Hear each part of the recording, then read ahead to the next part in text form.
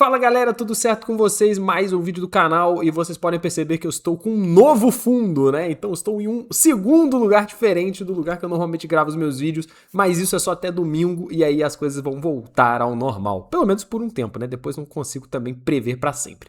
Dito isso, hoje a gente volta aqui pra falar sobre os dois jogos que, quando você estiver vendo esse vídeo, vão ter sido os jogos de ontem, porque os vídeos saem todo dia meio-dia, a não ser quando sai um pouco mais cedo, dependendo da situação.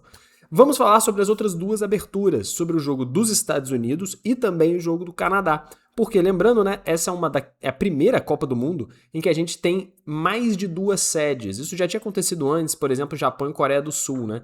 Mas dessa vez são 3 sedes diferentes, cada uma com a sua própria abertura. Pois é, eu também não entendi o porquê disso, né? Porque a abertura normalmente é uma só. Quando você abre uma porta, você não consegue abrir a porta outras 2 vezes sem fechá-la antes. Mas enfim, né?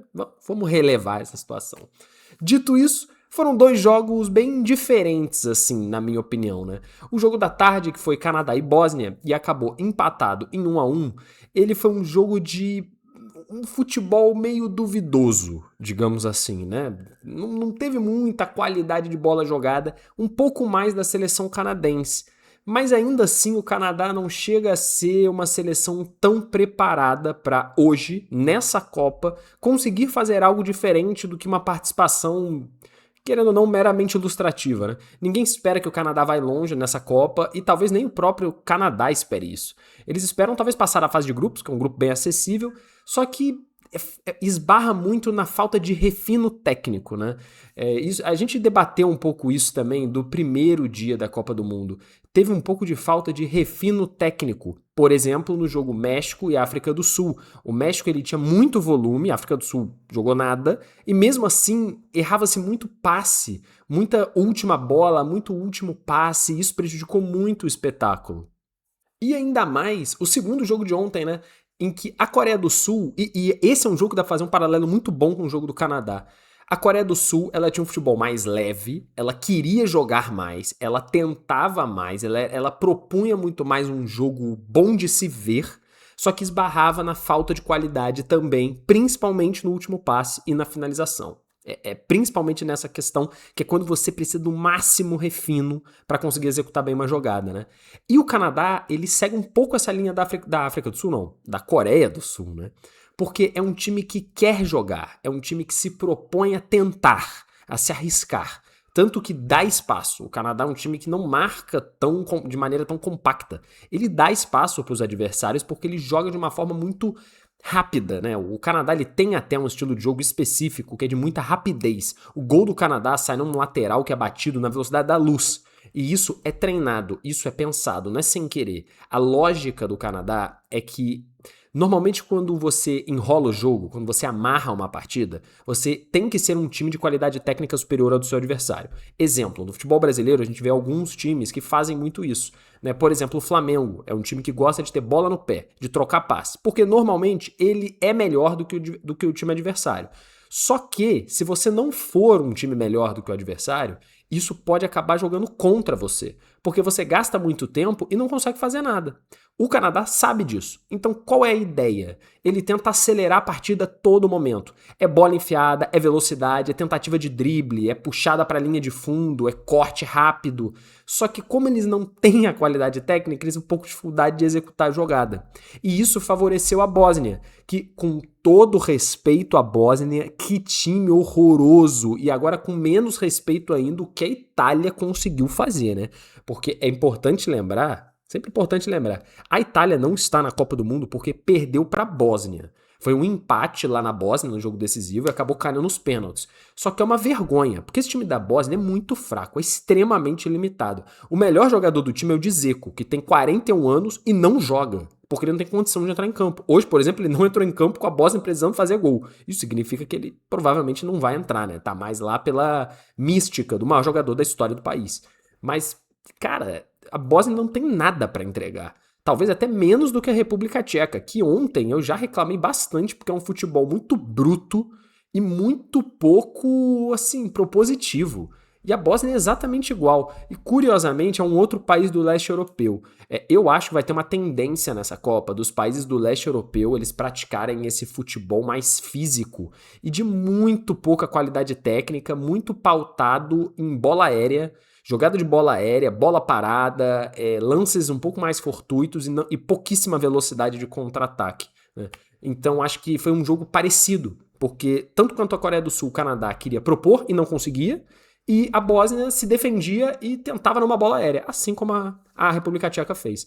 Só que a Coreia do Sul tem um pouco mais de qualidade e por isso conseguiu a virada e ganhar de 2-1. O Canadá ainda está num processo que a Coreia, por exemplo, já passou. E hoje já está num ponto mais avançado desse processo. O Canadá ele ainda está caminhando ali um pouco mais lentamente e tudo mais. Talvez daqui a algumas Copas do Mundo se torne um time minimamente competitivo, como é, por exemplo, sei lá, o Equador, a Colômbia. Mas hoje ainda não é. Acabou ficando no empate 1-1, mas tem uma previsão muito melhor para o Canadá nessa Copa do Mundo do que para a Bósnia. Eu enxergo o Canadá, por exemplo, vencendo partidas e se classificando. A Bósnia só vai ganhar se fizer aquele típico joguinho de, o jogo fica amarrado, não acontece nada, gol de cabeça, ganha de 1-0. Pode acontecer, mas acho pouco provável. Já o jogo dos Estados Unidos foi um jogo muito mais legal de se ver. E muito pelos Estados Unidos, que se propôs a atacar o tempo inteiro, também numa linha de jogo parecida com a do Canadá, de muita velocidade, só que aí entra um ponto que é essencial, que hoje a seleção americana tem, e que não tinha há vários anos atrás, né? Tem tempo que a seleção americana não joga bem assim. Tem muita qualidade. Os Estados Unidos, eles têm muitos jogadores bons, principalmente na parte ofensiva. Porque quando você vai ver o time dos Estados Unidos na defesa, você pode acabar pensando, putz, acho que isso aqui não vai dar muito certo, né? Porque quando você olha a escalação, por exemplo, o goleiro é o Freeze, não sei quem é, né? Enfim. Aí você tem o Richards, o Ram na zaga, o Anthony Robinson, o Freeman.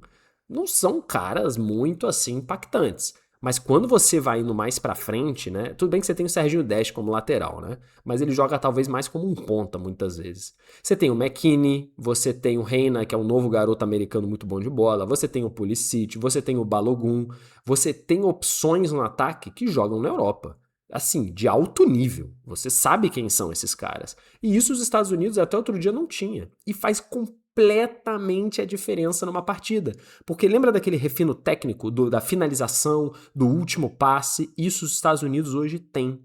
E pode fazer a diferença nessa Copa. Pode levar os Estados Unidos muito mais longe do que talvez se esperasse, né? Nessa partida contra um Paraguai, que é um time sólido, também não é assim grande coisa, né? Se eu não me engano, o Paraguai se classificou em sexto nas eliminatórias da América do Sul e beleza, conseguiu resultados interessantes contra o Brasil, contra a Argentina, enfim, porque é um time competitivo. Ele se fecha e permite que o adversário jogue, torce para o adversário jogar mal. A verdade é essa. Só que muitas vezes o adversário acaba jogando mal. Só que os Estados Unidos estava bem e o Paraguai não viu a cor da bola. Não viu a cor da bola. O Balogun jogou muito, o Pulisic jogou muito também e isso quebrou a defesa paraguaia que não tinha opção. Quando o Paraguai toma o gol no início do jogo, que é um gol contra, né, mas é numa boa jogada dos Estados Unidos, ele se vê contra a parede, porque ele não veio para propor jogo. E a partir do momento que ele toma o primeiro gol, ainda mais fora de casa, né, porque os Estados Unidos está jogando em casa, ele se vê acuado e não sabe se ataca ou se defende. E isso gerou vários espaços no meio de campo, porque o Paraguai é um time que defende e depois ataca. E aí quando ele teve que atacar e também defender, não sabe fazer isso também. Isso gerou muito espaço, que contra um time como os Estados Unidos é fatal, porque eles têm jogadores rápidos e muito habilidosos no um contra um e também no lançamento. Várias vezes os jogadores americanos ganhavam no drible. Teve um gol, se eu não me engano é o gol do Balogun, que ele corta o jogador paraguaio. Assim, um negócio espetacular. E depois deixa o Gustavo Gomes a ver navio e finaliza com perfeição no ângulo do goleiro. E, por exemplo, o Gustavo Gomes é um grandíssimo marcador. Ele é muito bom, joga no Palmeiras, todo mundo aí conhece. E ele foi feito de juvenil pelo Balogun, porque o time estava todo espaçado, estava todo fragmentado, e isso facilitou muito o jogo para os Estados Unidos. O Paraguai pareceu um pouco, não é bem nervoso, mas ele pareceu um pouco afetado pelo clima. sabe? Pelo clima do estádio, pela pressão da Copa, de estar jogando contra um time da casa. Parece que isso acabou pegando um pouco o Paraguai, porque ele não é tão ruim quanto pareceu também. Mas de fato é um time que se defende primeiro e ataca depois. E aí ficou difícil, ficou difícil. E a previsão, considerando também, que nem como eu fiz para o Canadá, né? A previsão para os Estados Unidos agora é muito boa. Porque muita gente estava debatendo, inclusive eu, que esse grupo ficaria muito dividido entre Estados Unidos, Paraguai e Turquia.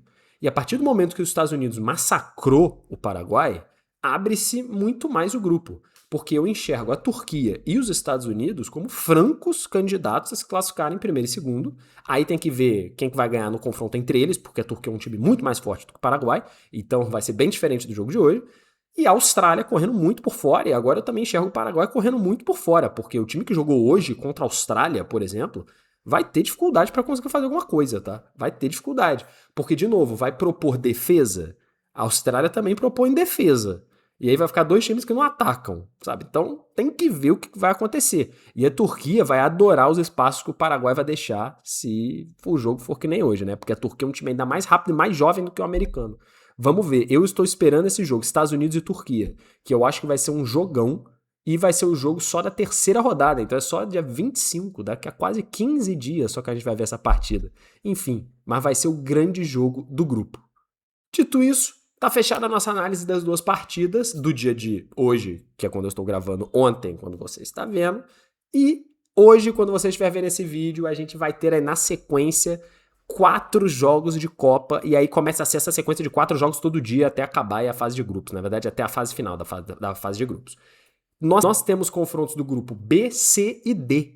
B porque é o outro jogo do grupo do Canadá, entre Catar e Suíça, que eu espero uma vitória relativamente tranquila da Suíça, às 4 da tarde. Depois a gente tem o famoso jogo do Brasil contra o Marrocos, às 7, que, enfim, vai ser um jogo duro, mas eu espero a vitória brasileira. Às 10, Haiti e Escócia, que é um jogo bem duvidoso e que só quem gosta muito de futebol vai estar vendo isso aí. E aí, 1 da manhã, a gente tem Austrália e Turquia, que pode se tornar um jogo meio duvidoso também, porque a Turquia pode destruir a Austrália. Mas se a Austrália der aí algum tipo de força para essa partida, pode se tornar um jogo muito interessante. 1 da manhã, sim. Quando der 3 da manhã, você vai estar vendo a Austrália jogar futebol. Eu não sei quem imaginou que faria isso na vida. Estaremos amanhã vendo este jogo também. E aí eu volto todos os dias aí para falar sobre as partidas. E aí a partir de amanhã o vídeo talvez fique um pouco mais longo, porque serão 4 partidas e não 2. Mas espero que vocês estejam gostando desses vídeos rápidos de análise das partidas e um pouco da minha visão do que está acontecendo na Copa do Mundo. Espero que vocês gostem. Estou de volta em breve. Um forte abraço e até a próxima.